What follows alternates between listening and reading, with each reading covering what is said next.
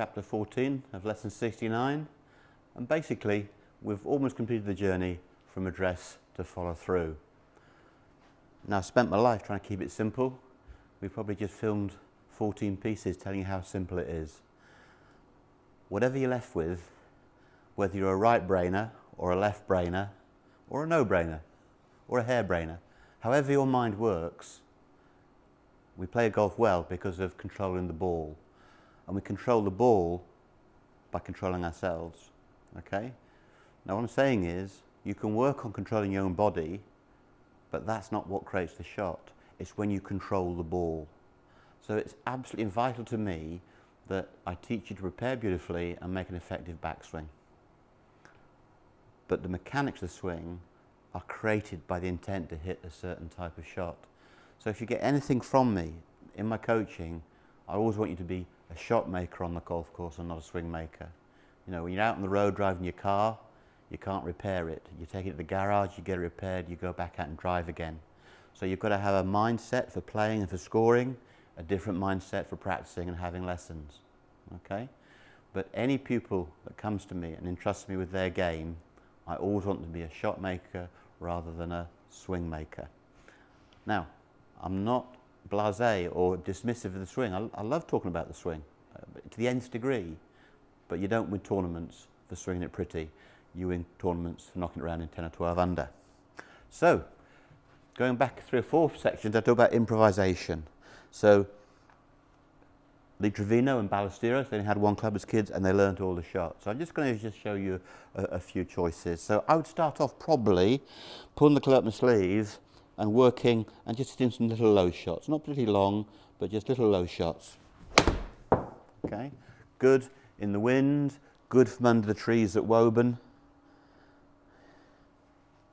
So I'm pulling the club up my sleeve, ball fairly central. I'm not taking a big divot, I'm just hitting the ball with a nice wide arc. You see the ball going low.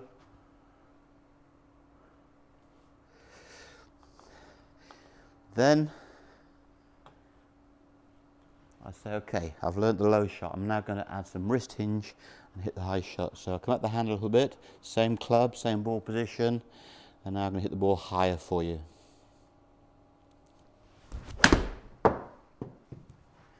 And then, as you add the creativity of the higher shot, it goes further.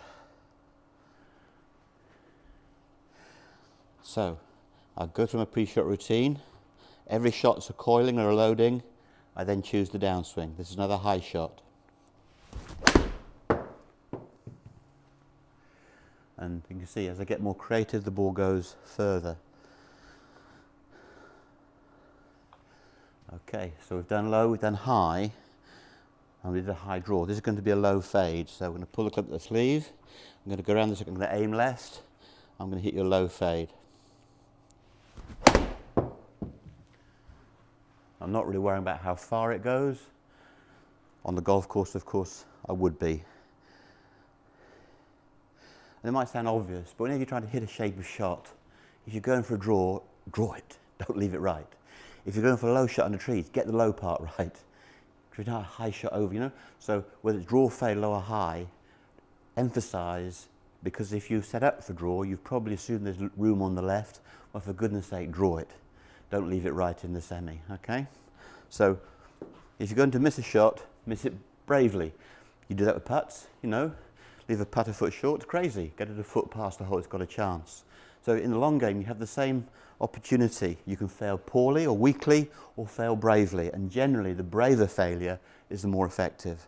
Okay, so that was a little low fade. I'm going to hit you a high fade now. So it's a higher trajectory, and you can see that the ball is curving from right to left. A low draw, not difficult, because draw, spin and low feed off each other.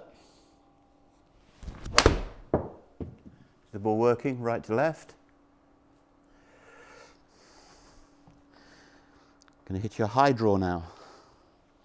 Round the circle, just be a bit more wristy.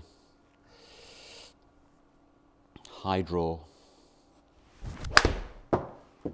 Cut a little bit thin so I didn't get as high as I wanted. But again, because the intent was there, it's a pretty effective shot. What can I tell you?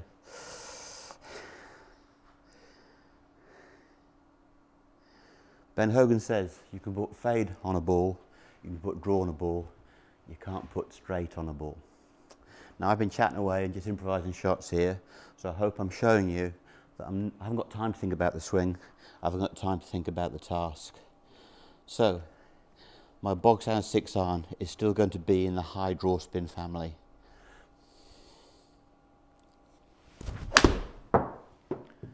There we go, that's the finishing touch.